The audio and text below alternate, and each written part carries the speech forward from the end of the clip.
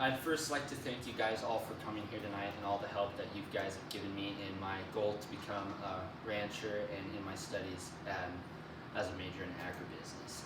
I'd like to personally thank you for your help in my local case analysis about the church farm, and you as well for your help with my local case analysis about coastal roundup hay.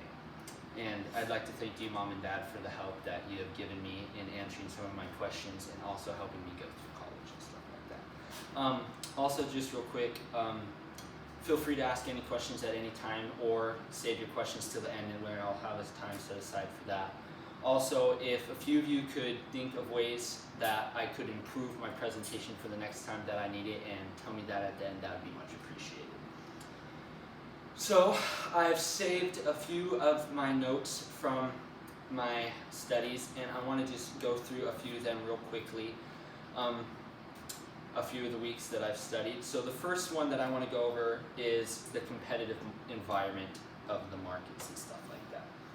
So first I want to discuss some of the decisions that sellers and buyers will be making and stuff like that, because I think that's important to obtain and know what I will be making later in the future and what my buyers will be making decisions in the future.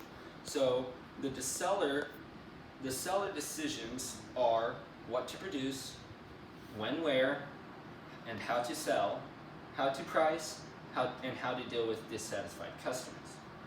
The buyers decide what to buy, when and where, how to buy, how to price, and how to deal with dissatisfied sellers. So I'll be getting into that a little further on in this thing when it will apply to some of the stuff I will talk about. So just real quick, I'll give a brief definition of what a market is, because that will be needed later on for some of the definitions. A market, which is a combination of all the possible buyers and sellers of a product or commodity. And a commodity is a raw product such as corn or copper. So now I'm going to get into more about marketing and market competition and stuff like that. There are multiple different markets and multiple different market competitions. There's imperfect and perfect competition. And in imperfect competition, there are two different types of competition that are encased in that. And those are monopolistic competition and oligopoly competition. And so, perfect competition is what I'm going to begin with at first. A perfect competition market is homogeneous, and all firms sell the same commodity, so buyers do not care which seller they buy it from. What this means is that promotions and advertisements would probably not be a good thing for that, because it would be hard to distinguish your product from others. Like if you were to have a promotion for buy wheat, you're not promoting your specific product, you're just promoting wheat, and any person who is selling wheat can benefit from that advertisement. And that would be what we call a free ride, and that would not be good for your business. So a perfect competition is where people are not price setters. And a price setter is someone who can control the price of their product to varying degrees. In a perfect competition, that is not possible, because, as I said earlier,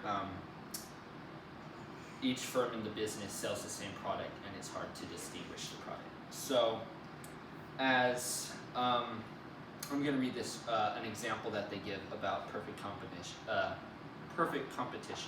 Most businesses involved in raising a crop or livestock operate in the perfect competitive model. These firms produce homogeneous products: meat, eggs, milk, fruit, vegetables, grain, etc. The lack of product branding or differentiation, that lack the product branding or differentiation.